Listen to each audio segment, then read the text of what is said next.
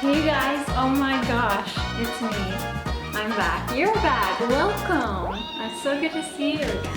I've officially been in Florida for a whole year now, and there's been a lot of stuff that has happened since Alaska. But over this past year, since I've been back home, I've gotten a ton of questions about the whole Alaska thing, why I went, what I was doing out there, how I did it, all of that stuff. And before I went to Alaska, I remember looking up online to see if anybody had made a video about the place I was going to work. Because that video didn't exist on the internet that I found, and because I had a whole lot of questions surrounding the things I was doing in Alaska, I decided to sit down and make a Q&A video about the place that I worked at. None of these questions came online or anything because I'm not that popular to garner all of those questions, but I repeatedly got asked these questions in real life by people over and over. So I compiled the 10 most common questions I got since being back from Alaska, and I want to sit down and answer them for you in case maybe you're thinking about going to Alaska or working seasonally,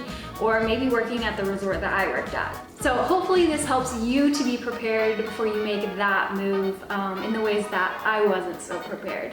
So let's get to it. So first question that I got is, why did you go? I got that question a lot, specifically because Alaska is very far away from Florida. My parents used to watch a lot of Alaska shows on TV when I was like a teenager. I kind of slowly got hooked in to the way that these people were living. And it intrigued me because the more I sat down and watched, the more I realized just how wild Alaska really was. Eventually, as I got older, I thought, well, maybe one day I can go. Maybe I can go visit. But I kind of don't really want to do a vacation. I just wish there was a way that I could live out there. Never once considered a seasonal job. It just didn't come to mind. I think because I was in school the whole time and I was trying to have a career and things like that. When COVID hit, unfortunately, I lost my job. So I was at home searching for jobs for months, and I was applying for so many different jobs, and I just was getting no response. And by like the 4th month, I got so frustrated. I went kind of crazy, and I was like, well, I'm just sitting at home and the coffee shop across the street is not hiring me. Why don't I look for a coffee shop in Alaska? Maybe I'll just apply, whatever. I don't know. I had none of this planned out. I was just being a little silly. I came across this website that offered seasonal positions, and you could filter them based on your needs. If you needed housing, if you need to bring along your pets, you had all of these options, and you could filter it by state as well, depending on where you wanted to work and what kind of job you wanted to work. And I'll get into that website a little later, but I looked on the website and I just wanted to see what they had in Alaska, and they had tons of opportunities. I was like, this is cool. So I found a couple positions and I just threw an application in for a barista. Like the next day, I got an email asking for an interview on a tour guide position. And I was like, no way. I was kind of joking. But I mean, like, I could just interview. Like, you can always say no. Like, I just want to see what they want to say. So I interviewed, and we talked about the position, and she said I would be a barista and I would be a tour guide and I'd be taking people all over the place. And I was like, that's cool. So she was like, okay, let's just say potentially you start on the 14th. And like, her saying that just made it real for a second. Like, oh, like, what if I went? We ended the interview, went well, and the next day I got a job offer. The second I saw that they wanted to take me, I knew that it was my opportunity, or I knew I would never have it again. I immediately called my dad and I said, Dad, like, they said yes, they said that they want me, like, what do I do? And he was so supportive of it, and you know, there's something about when you have your parents' support, you just feel like you can do anything. And when I had that, I was like, absolutely, like, I'm doing it. Like, screw it, I don't have a job, like, what am I gonna do? So I just said yes. And so I bought a plane ticket, and like that day, and I was gone in a week. I didn't really tell anybody, like none of my friends or anything. It was terrifying. The thing is that I think most people don't understand about what I did is the fact that this was not actually a seasonal job. It was a regular year-round job. And so I could have been gone for years or a week. It could have gone forever. It didn't end. I didn't have an end date. And so I was going out there completely just, we'll see what happens kind of thing. But I said, you know, I'm just gonna go out there and work and have my adventure while online I'll look for full-time jobs back home. I might as well take advantage of the time off and work and have an adventure. All right, question number 2 is, what was your job out there? I may have skipped this, but the resort that I worked at, which is in the title of this video, is Chena Hot Springs Resort. I worked there as a tour guide, like I mentioned, and a barista. So basically we would, you know, have a steady line of people coming in for coffees and stuff. But the other part of the time you were booking tours, answering the phone, and you were also giving the tours. So every day I would give like an ATV tour.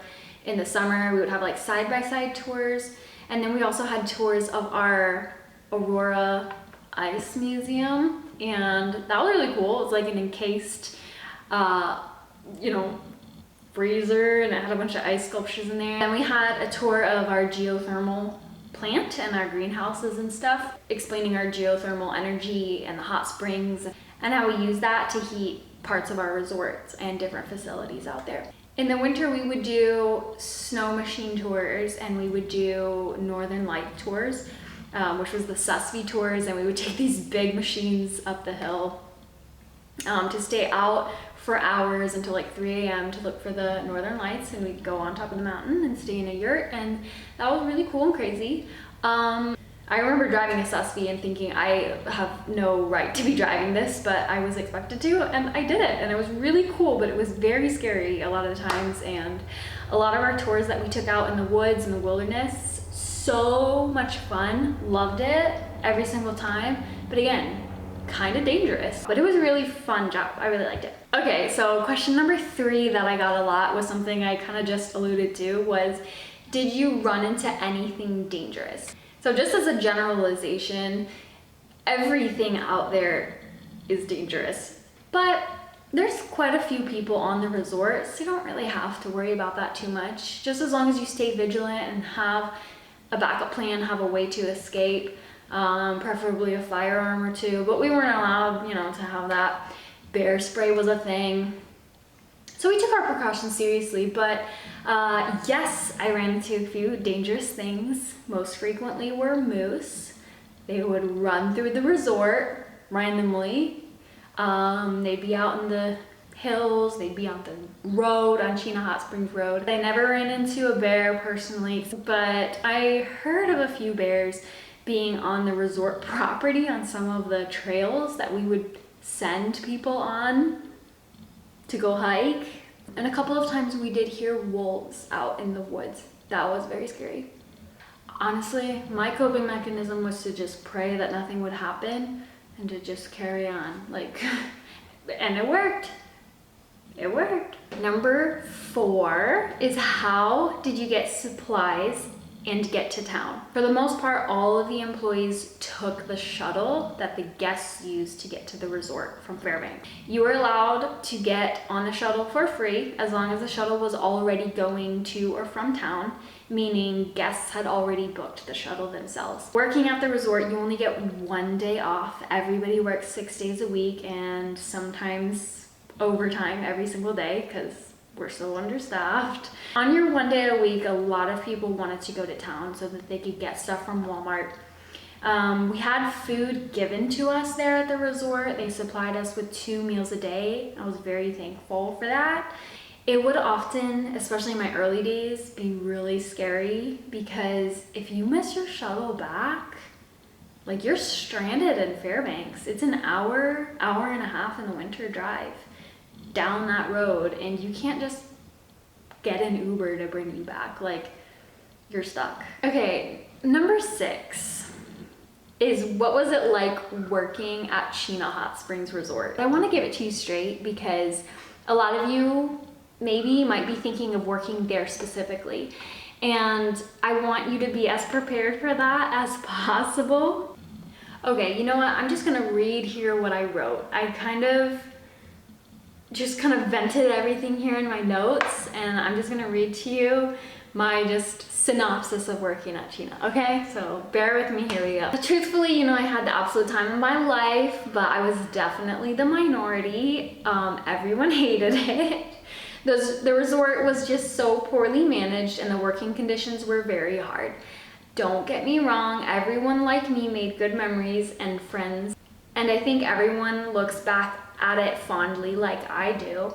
But the resort as a whole was such a dump, honestly. Very true.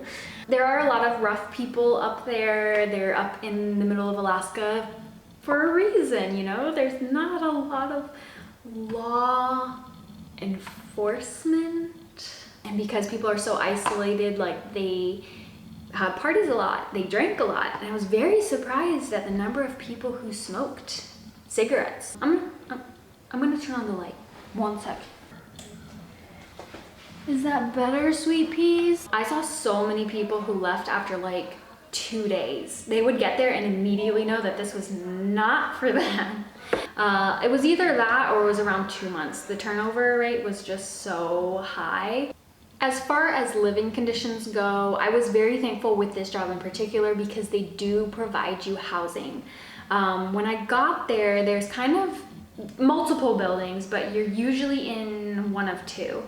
There's one long dormitory style building, and I was lucky to be in the smaller dormitory style housing on the side. I don't know how I got that, but I lucked out again. There's only 6 people in there. We all shared one bathroom, but generally my unit was a lot quieter than the big long one, so I was thankful. There's also room upgrades that you could get by being there so long, and because the turnover rate was so high, you would often upgrade to a better room in like a month or 2. A lot of those rooms being better, like they would be bigger, or your unit would be with fewer people, or maybe you could have a room with your own bathroom. Luxury. I was on the upgrade list, but kind of by the time I started to come around to getting my room upgrade, I was interviewing for the job that I left for. So I kind of was having a feeling that my time was running out, and I didn't want to go through that whole hassle of moving rooms just to leave. So I forfeited mine, but I was happy with my tiny first little room. It was fine, you know, other than my crazy neighbor, but it was okay. The laundry situation, there was an area, a building called Krusty's, I guess that was the name of the building, and had kind of a party area and had the laundry area. So you would have to walk with your laundry to this building, pay a quarter, do your laundry. There was also a gym there, and they had a thrifted section in there that people would just throw their items that they were no longer needing. And so when someone left, that thing was full, and you would just kind of raid it and grab whatever you needed. And that was the kind of stuff that people would use to make their rooms nicer. It was all thrifted. No one would really ever buy anything new, except for Rob. He was living in luxury.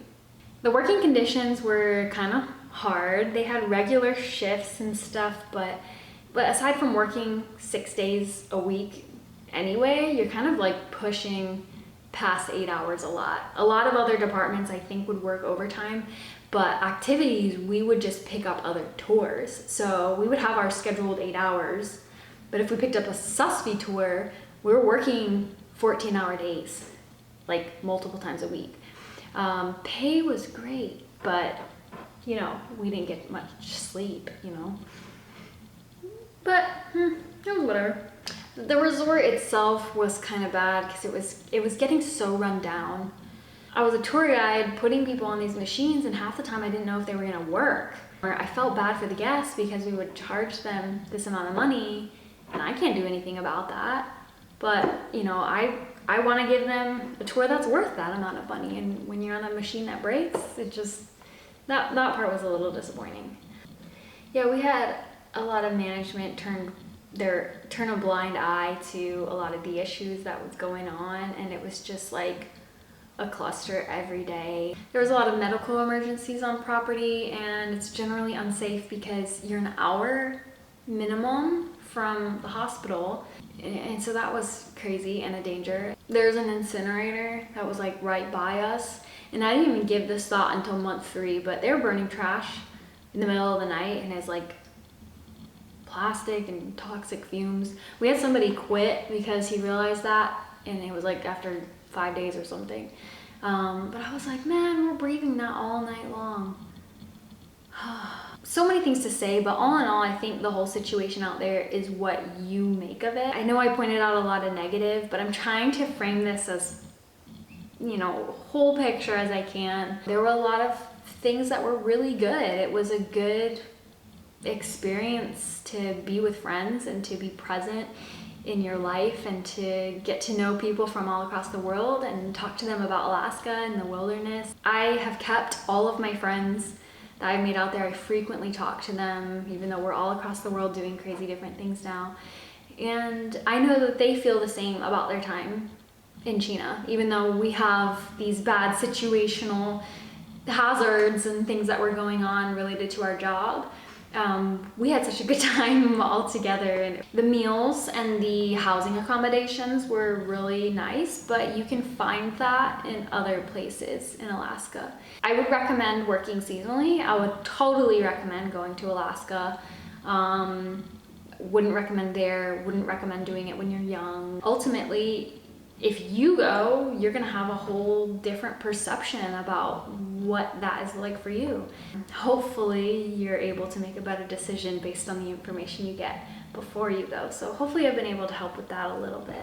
All right, question number 6, what was the coolest thing you saw? The answer is definitely by far the Northern Lights. I saw kind of what I thought was the Northern Lights at first, but when I knew what I was seeing that one time, in early fall, it was just phenomenal because I could see it move. Now, one thing I do want to mention about the Northern Lights that took me way off guard is that when it's kind of faint, you can't really see color unless you take a picture. I had no idea about that at all, but my very first time actually seeing the Northern Lights, it looked like a cloud in the sky. It looked gray, and I was like, you're kidding me. That is so disappointing. What? And I took a picture and it was green. And that's kind of how it is. Now later in the winter time, as they got stronger and brighter and the weather got colder and it got darker, you could see green and you could see purple with just your eyes. And when you took a picture, wow, it was crazy vivid. But I didn't know that it was just gray like a cloud. You kind of have to know what you're looking at when it's pretty faint like that. And unfortunately, a lot of the guests too got disappointed when they just saw gray, until they took their pictures, of course, but that's just how they are, you know? But they're still beautiful, and to see them moving was just the coolest thing I've ever seen. And you definitely, if you have an opportunity to see the Northern Lights, I hope you get to, because it was so amazing. The second coolest thing that I saw was actually being in the Arctic Circle. I felt like I was on top of the world. There was one moment when I kind of climbed a mountain, and I don't even think I was technically in the Arctic Circle yet, but I was just on the Dalton Highway, and I was so in the middle of nowhere. I felt like I was on Mars, just looking around, seeing nothing. I just, like, that feeling was so cool, and I still remember exactly how it felt. I would recommend, if you go to Fairbanks, I would go to the Arctic Circle. I think you've got to go up that far. If you make it to Fairbanks, just go all the way. It's such a cool experience. So those were definitely my favorite things that I saw. Okay, question number 7 is, how did you deal with the daylight? The first week was rough, I'll admit, but I brought an eye mask, so that helped fine. It helped significantly.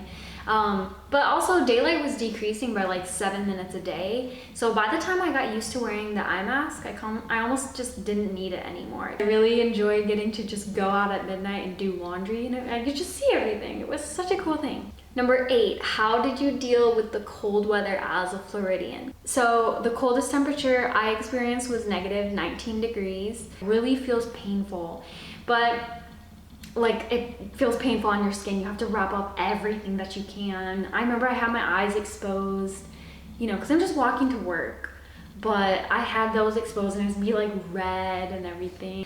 But I got so used to it. There was a couple times I felt fine just wearing like a t-shirt. A couple times I went out just t-shirt, nothing, in 30-degree snowing weather, you know? I just, like, my blood got used to it. I just adapted. It was like magic. Question number 9 was, how did you find the job? So this one was really important. I stumbled upon a website. It was called coolworks.com. So I'll put it in the description so that you don't forget. But on this website, you were able to kind of filter through, like I said, a lot of your needs that you wanted, where you wanted to work.